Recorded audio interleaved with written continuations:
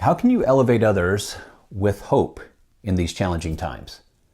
That's what I'm wondering. Let me tell you a story about the naturalist Nikki Van Schendel. She and her partner found themselves shipwrecked off the coast of Vancouver, and she thought she might not make it through the night. So she and her partner were shivering, they were hypothermic, they were stranded on a rocky islet, and they decided to just set their sights on a next possible coast. And when they dipped their oars back into the black water, something wondrous happened. Each stroke of the shore set off sparks, tiny bursts of green-blue light dancing across the waves. They were rowing through living light, bioluminescent algae, and that shimmering moment of beauty gave them strength to keep going. In fact, Nikki later wrote that, quote, "It was like a celebration that brightened the long journey home."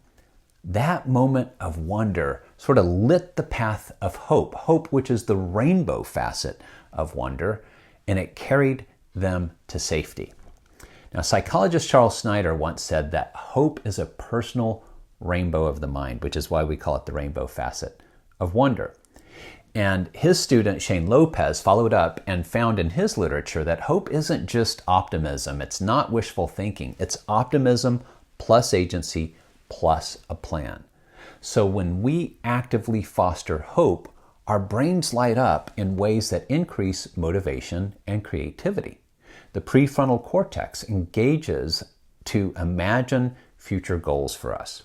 The dopamine system, in turn, kicks in to reward our incremental progress. Hope, in other words, literally gives your brain fuel to move forward and to help others move forward too. Because as leaders, creatives, service-centered professionals, it's sometimes not enough for us to track hope for only ourselves. Our task often is to elevate others too. So here are 3 ways you can do so. First, help the people you care about set their sights on closer goals and aims. When those you serve feel stuck or defeated, guide them to identify one simple, meaningful goal, something they can achieve within maybe 1, 2, or 3 weeks instead of 1, 2, or 3 months. Help them connect that goal to what they care about most. Because when we act on what matters, we rediscover agency, and agency in turn fuels hope in a really productive cycle. Second, encourage deliberate daydreaming.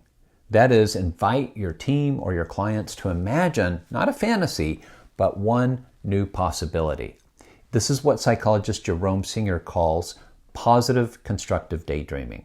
Now, this kind of deliberate daydreaming and imagining literally opens creative pathways to problem solving and future vision. Third, attune others to tiny beauties, because even amidst crisis or exhaustion, you can guide them to notice what sparks their interest or gratitude, or what are those tiny sort of bioluminescent algae moments in their daily work, the tiny beauties that light them up. Research shows that people who actively seek such small moments of wonder in turn develop emotional resilience and can navigate adversity more effectively.